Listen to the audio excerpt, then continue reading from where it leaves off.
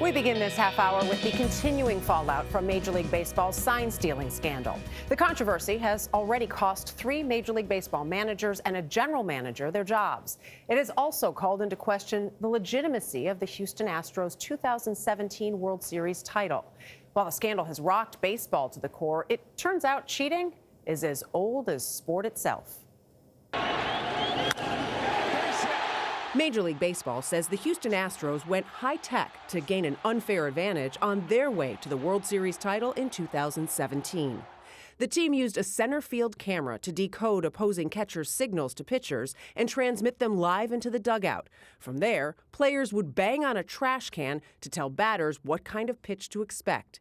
Investigators also concluded information was sent to phones or watches of team members in the dugout. As far as baseball is concerned, I happen to think this is the biggest scandal we've seen. Fran Zimnick is the author of Crooked, A History of Cheating in Sports. Steroids and PEDs were huge, but that was examples of individual players doing things themselves. This is basically a team working together to cheat. Baseball has a long history of bad behavior, from rampant PED use, Pete Rose betting on games, the 1919 Black Sox scandal, all the way down to players tossing spitballs and using corked bats.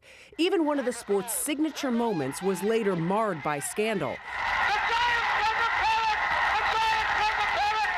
When it was revealed, Bobby Thompson of the New York Giants hit the shot heard round the world after Coach Herman Franks allegedly relayed an illegally stolen sign.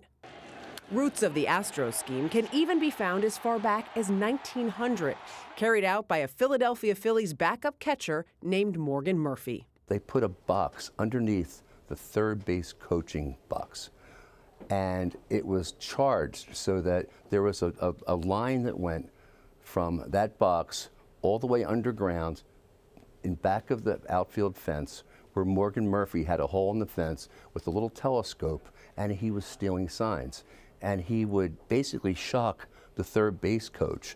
And it's not just baseball. Examples of unfair play have been uncovered in the ancient Olympics, pro football, cycling, college basketball, even the Boston Marathon, when Rosie Ruiz won the race after sneaking onto the course about a mile from the finish line. People get a cheater's high when they outsmart a system. Maurice Schweitzer researches deception and cheating for Penn's Wharton School of Business. He blames the Astros scandal and other episodes of cheating on an obsession with winning. When winning becomes the key objective, other things become secondary, and the accolades, people get used to it, they value winning, and they're going to cut corners in other ways. But while cheaters have been found out from biblical times all the way up to the Super Bowl era, Zimnick believes they haven't learned their lesson. It seems to me that instead of saying that cheaters never prosper, we should be saying that cheaters often prosper.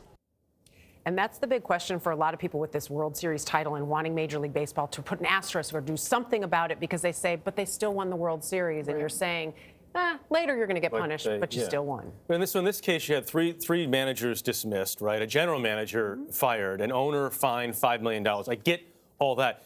But if it's a player-driven scandal, because if this was. They gave them immunity in order to tell us what happened, and none of you will be punished, was what Major League Baseball did because they wanted to get to the bottom of it. That's why they were not punished and have not been.